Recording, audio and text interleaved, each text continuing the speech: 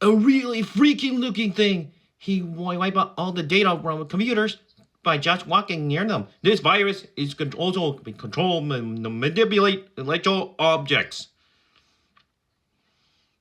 Eric computer game.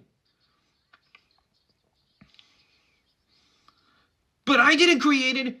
I'm sure it was some Mr. Stalker from here. But whoever created this virus is in serious trouble. Our civilization is so dependent on technologies that this virus is a threat to the entire world.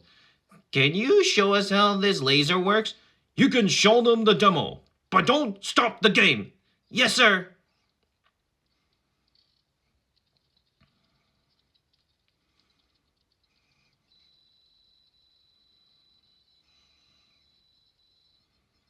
Like, check it out. We're digital. Yeah, really?